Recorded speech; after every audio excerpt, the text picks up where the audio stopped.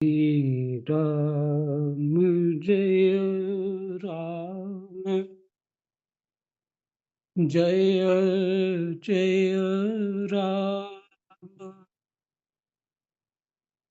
राधे श्याम जय जय राधे श्याम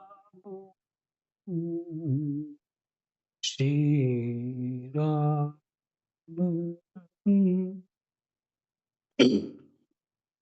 श्री गणेशाय नमः। श्री सीतारामाभ्यां नमः। श्री हनुमते नमः। श्री उमापते नमः। श्री गुरुवे नमः। सब संतन की जय जय। जय जय सीताराम राधे श्याम।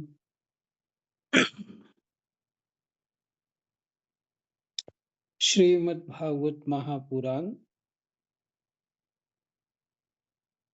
तृतीय स्कंद 10वां अध्याय श्लोक संख्या 14।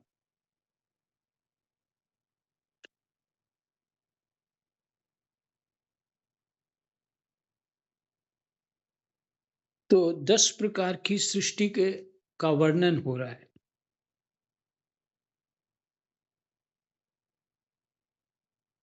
और 10वीं प्रकार है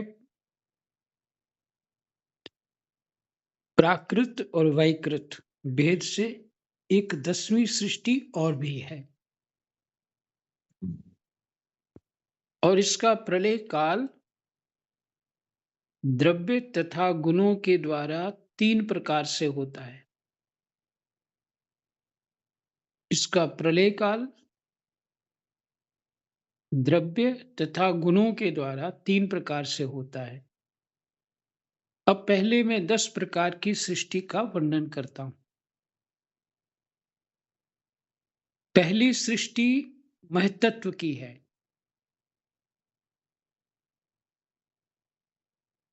मने बुद्धि। भगवान की प्रेरणा से सत्वादि गुणों में विषमता होना ही इसका स्वरूप है। भगवान की प्रेरणा से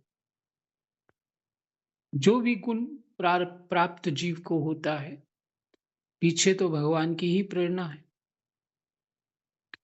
सत्वादि मैंने सत्व रज तम, इनमें से कोई भी मिल सकता है। विषमता होना, कम ज्यादा होना ही इसका स्वरूप है।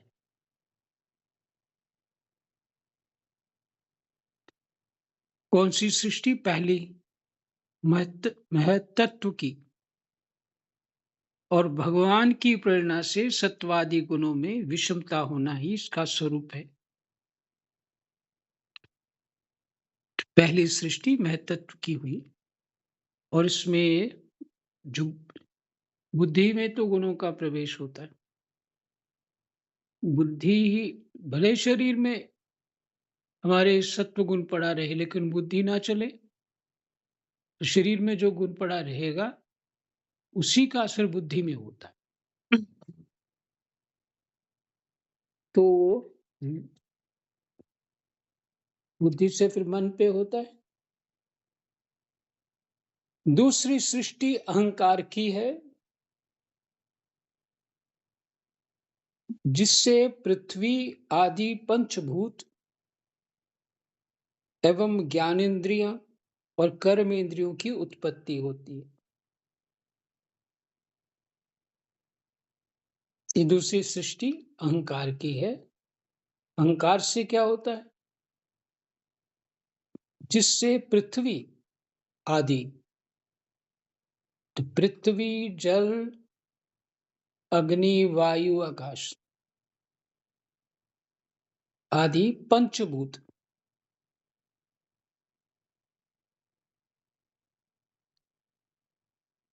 एवं ज्ञान इंद्रियों और कर्म इंद्रियों की उत्पत्ति होती है। ये ज्ञान इंद्रियां, कर्म इंद्रियां कहाँ से उत्पन्न होती हैं? अहंकार से।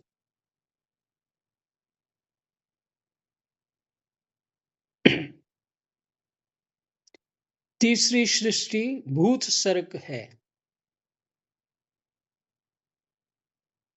जिसमें पंच महाभूतों को उत्पन्न करने वाला तन्मात्र वर्ग रहता है।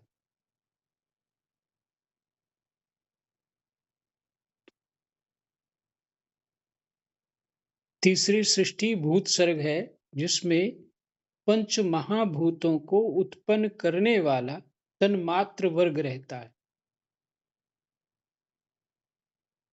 आकाश का तन्मात्र क्या है? शब्द। वायु का स्पर्श, अग्नि का रूप, जल का रस, पृथ्वी का गंध। जिसमें पंच महाभूतों को उत्पन्न करने वाला तन्मात्र वर्ग रहता है। ये तीसरी सृष्टि है, भूत सर्ग। चौथी सृष्टि इंद्रियों की है।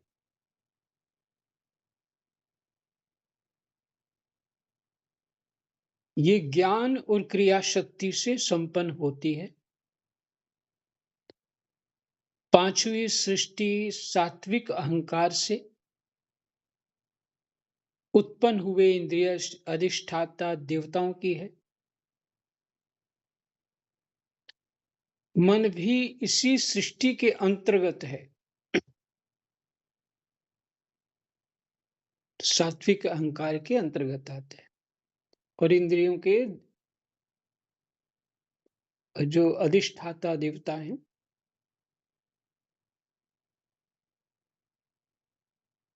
से आंख के सूर्य, कान नाक के अश्विनी कुमार,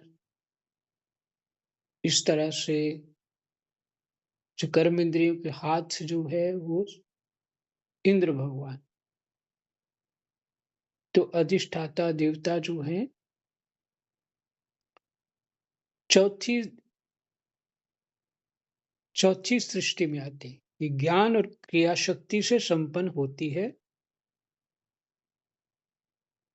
पांचवी सृष्टि सात्विक अहंकार से उत्पन्न हुए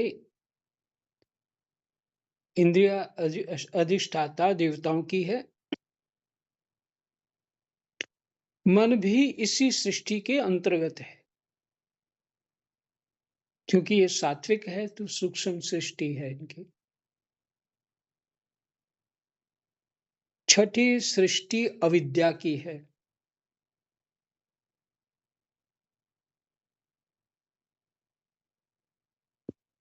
इसमें तामिश्र, अंधतामिश्र, तम मोह और महामोह, ये 5 गांठें हैं।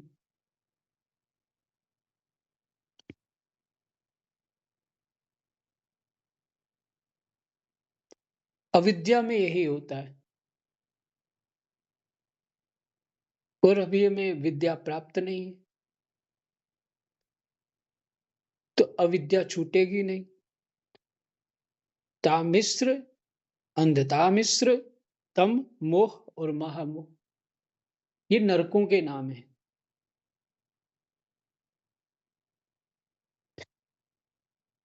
तो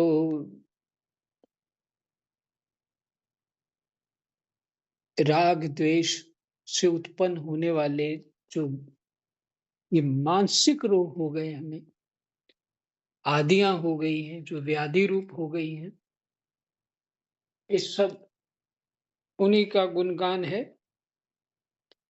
किसका? अविद्या का।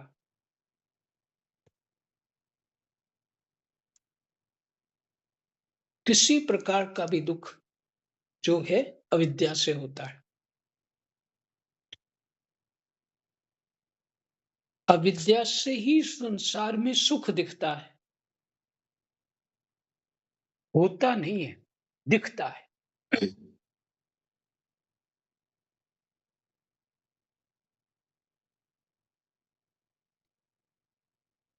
तो इन तामिश्र, अंधतामिश्र, तम मोह और महामोह रूपी नरक में जो कष्ट हो रहा है, ये अविद्या का कारण है। और जब हम भागवत जी, रामायण जी, गीता जी, उपनिषद इत्यादि को श्रवण करते हैं, ठीक से समझते हैं, तो अविद्या का नाश हो जाता है। इसलिए हमको ये पाठ अच्छा लगता है,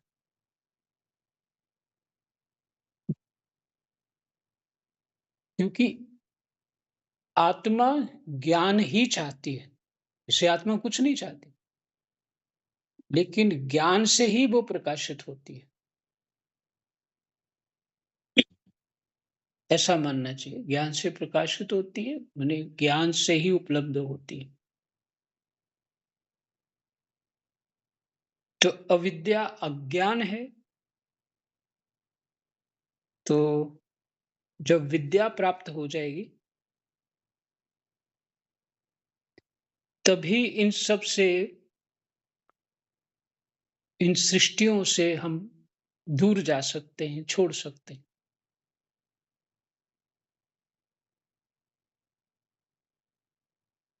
ये जीवों की बुद्धि का आवरण और विक्षेप करने वाली है।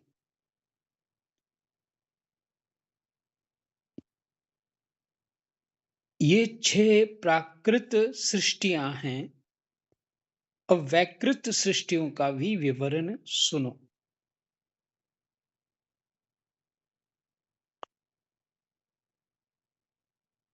जिसको इसको ठीक-ठीक समझना हो, उसको इस पैरा को ठीक से देखना पड़ेगा, बार-बार अपने उसका चिंतन करते हुए ग्रंथ खोल के बैठे रहना होगा, बार-बार उसको समझना होगा, बार-बार तो बैठेगा चित्त में जाके। तो ये अविद्या को दूर करने का उपाय है, जब ये पाठ समझ में आएगा।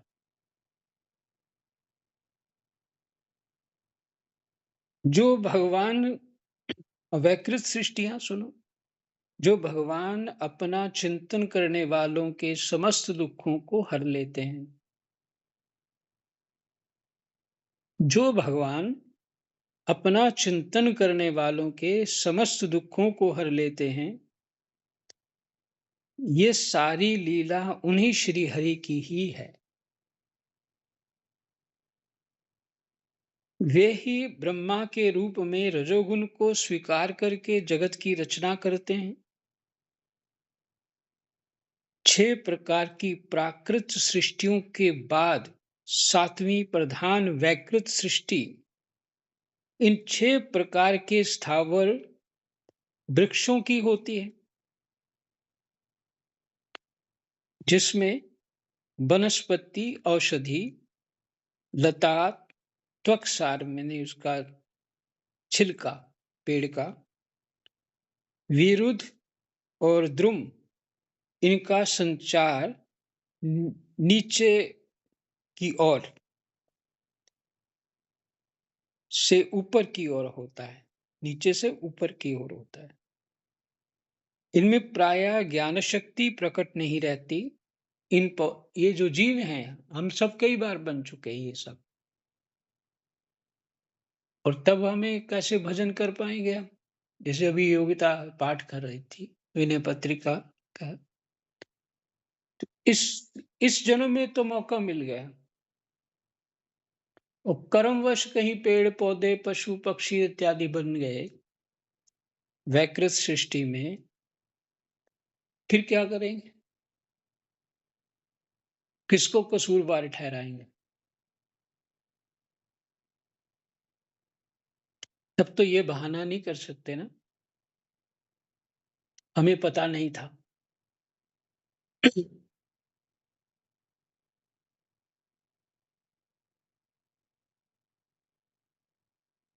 तो देखिए इन सृष्टियों का जो ये वृक्षों के जो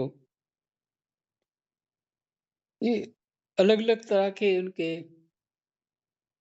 लक्षण के आधार पे इन वृक्षों के, इसलिए इनको वनस्पति, औषधि, लता, त्वक्सार, भिरुद और द्रुम इनका संचार, ध्रुव होते हैं कि इनका संचार नीचे जड़ से ऊपर की ओर होता है। इनमें प्रायः ज्ञान शक्ति प्रकट नहीं होती, पर होती तो है पर प्रकट नहीं होती। ये भीतर ही भीतर केवल स्पर्श का अनुभव करते हैं, तथा इनमें प्रत्येक में कोई विशेष गुण रहता है, कोई ना कोई गुण रहता है।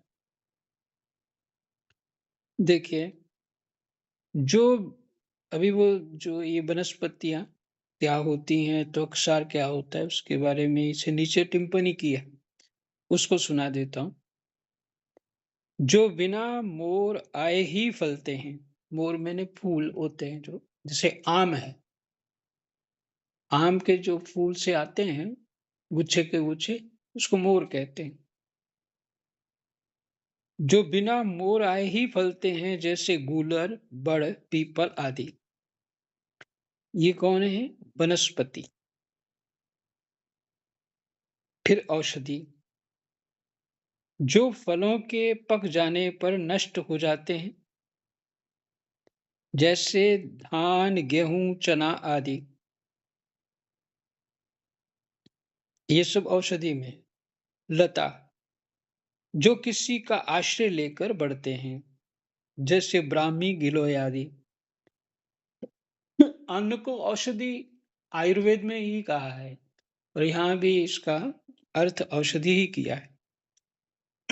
इसका अर्थ है कि अन्न जो है, उस स्वाद के कारण नहीं लेना चाहिए, स्वास्थ्य की रक्षा को देख करके ही लेना चाहिए। क्या लेना चाहिए, क्या नहीं लेना चाहिए। इसलिए जो प्राचीन हमारा गुरुकुल का शिक्षा होती थी, विज्ञान होता था, उसमें यही सब तो बच्चों को पहले से ही सिखा दिया जाता। कैसे क्या खाना, क्या नहीं खाना, किस ऋतु में क्या खाना चाहिए, किस ऋतु में कौन-सा आपका वात बढ़ता है, किसी में कफ बढ़ता है, किसी में वात पित्त बढ़ जाता है। तो क्या-क्या अ, इन सब ऋतुओं में क्या खाना चाहिए, क्या नहीं खाना चाहिए। तो तो ये औषधि रूपी हुआ ना फिर ये।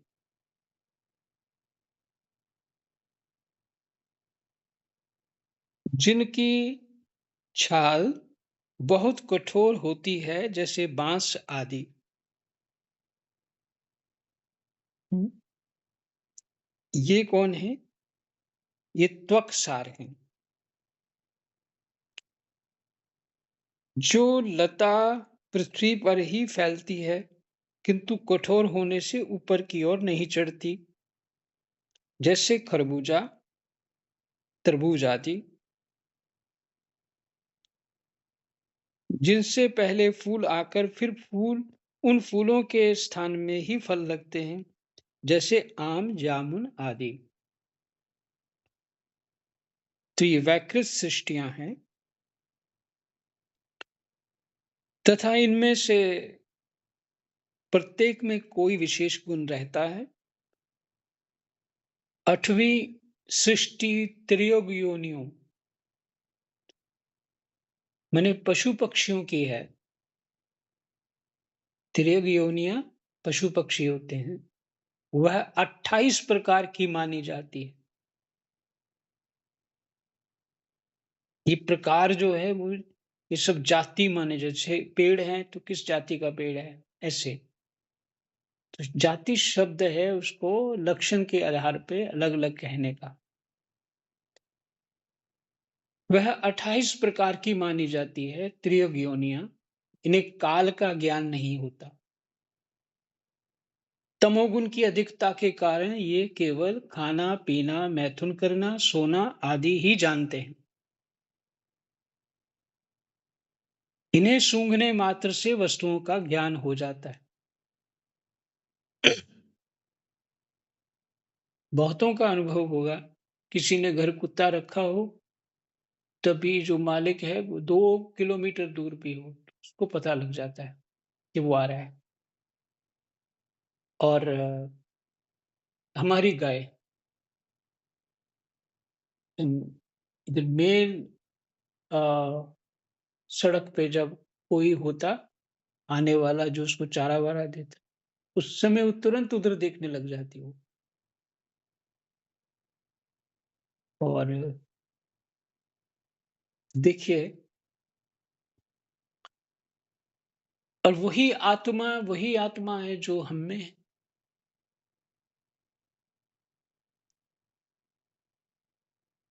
हुँ। अब विचित्रता ये है कि हम अपने जैसा उसके साथ व्यवहार नहीं कर सकते। तो जो किसी को सताते हैं, भगवान को ही सताते हैं। किसी का मांस मार-मार के खाते हैं, वो भगवान को ही खाते हैं। आत्मा के ही तो स्वरूप है ना, सब कुछ। पेड़-पौधे हैं तो वो क्यों नहीं?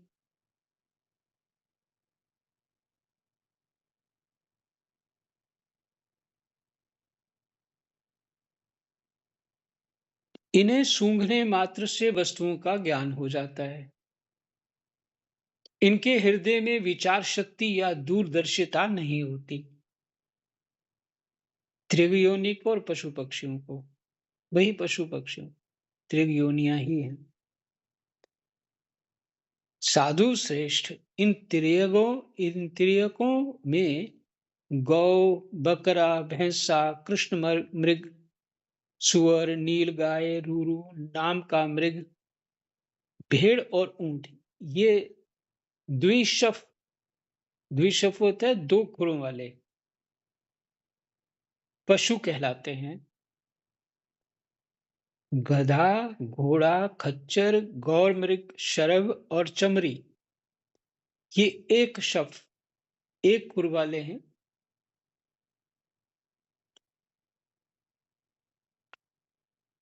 अब पांच नख वाले पशु पक्षियों के नाम सुनो। दूसरी दृष्टि से इनको लक्षण जो है जाति हो गए, अलग अलग जाति। नाम सुनो। इसी तरह पत्थरों की जातियां होती हैं, हीरे पन्ने इत्यादि की जातियां होती हैं। प्रकार मैंने जाति मैंने प्रकार।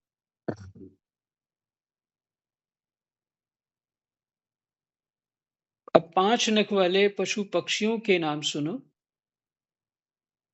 कुत्ता, गीदड़, भेड़िया, बाघ, बिलाव, खरगोश, शाही, सिंह, बंदर, हाथी, कछुआ, गोह और मच्छर आदि।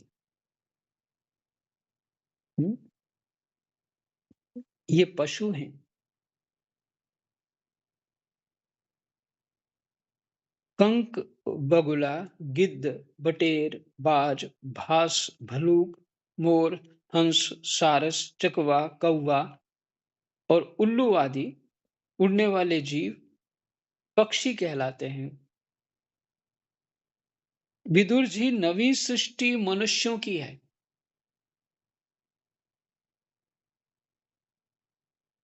ये एक ही प्रकार की है। इसके आहार का प्रवाह ऊपर मुंह से नीचे की ओर होता है। मनुष्य रजोगुण प्रधान, कर्म परायण और दुख रूप विषयों में ही सुख मानने वाले होते हैं। इतने समझदार होते हैं। दुख रूप विषयों में सुख मानने वाले होते हैं। स्थावर, पशु पक्षी और मनुष्य, ये तीनों प्रकार की सृष्टियां तथा आगे कहा जाने वाला देव सर्ग वैकृत सृष्टि है। स्थावर, पशु पक्षी और मनुष्य, ये तीनों प्रकार की सृष्टियां तथा आगे कहा जाने वाला देव सर्ग वैकृत सृष्टि है। इसने प्राकृत और वैकृत अवैकृत सृष्टि है। तथा जो महतत्वादि रूप बेकारिक देव सर्ग है,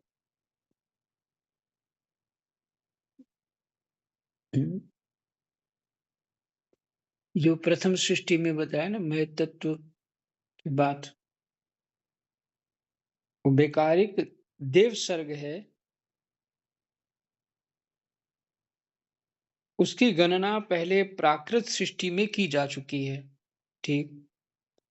इनके अतिरिक्त सनत कुमार आदि ऋषियों का जो कुमार सर्ग है, वह प्राकृत, वैकृत दोनों प्रकार का है। सनत कुमार जो हैं, उनको दिव्य मनुष्य कहते हैं। उनको कुमार सर्ग कहा है, वह प्राकृत और वैकृत दोनों प्रकार का है।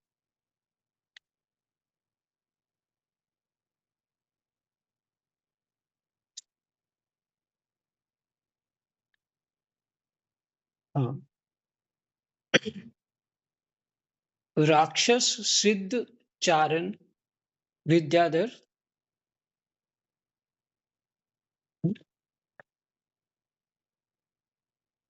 ठीक। राक्षस, सिद्ध, चारण, विद्याधर, भूत, प्रेत, पिशाच और किन्नर, किम पुरुष, अश्वमुख आदि भेद से देव सृष्टि 8 प्रकार की है। ये सब देवताओं में आते हैं। राक्षस, सिद्ध, चारण, विद्याधर, भूत, प्रेत सब देव सृष्टि में आते हैं। पिशाच और किन्नर, किम पुरुष, अश्वमुख आदि और भी हैं। भेद से मैंने अलग अलग भेद से देव सृष्टि 8 प्रकार की, इसको देव सृष्टि में गिना गया। विदुर जी, इस प्रकार जगत कर्ता श्री ब्रह्मा जी की रची हुई यह 10 प्रकार की सृष्टि मैंने तुमसे कही। अब आगे मैं वंश और मनवंतर आदि का वर्णन करूंगा। इस प्रकार सृष्टि करने वाले सत्य संकल्प भगवान हरि ही ब्रह्मा के रूप से प्रत्येक कल्प के आदि में रजोगुण से और व्याप्त होकर स्वयं ही जगत के रूप में अपनी ही रचना करते हैं। जहां तक मैं समझता हूं, आपने अभी तक इस तरह का ही पाठ सुना है सार रूप में। जैसे इसमें 29वां श्लोक है। अब आगे मैं वंश और मनवंतर आदि का वर्णन करूंगा। इस प्रकार सृष्टि करने वाले सत्य संकल्प भगवान हरि ही ब्रह्मा के रूप से प्रत्येक कल्प के आदि में रजोगुण से व्याप्त होकर स्वयं ही जगत के रूप में अपनी ही रचना करते हैं। ने अपनी ही रचना में भगवान ही तो सब कुछ बनते हैं। इससे सिद्ध होता है कि आत्मा ही परमात्मा है। हमारा 10वां अध्याय आज विश्राम हुआ। कृष्णाय वासुदेवाय हरये परमात्मने प्रणतः क्लेशनाशाय गोविंदाय नमो नमः। जय जय।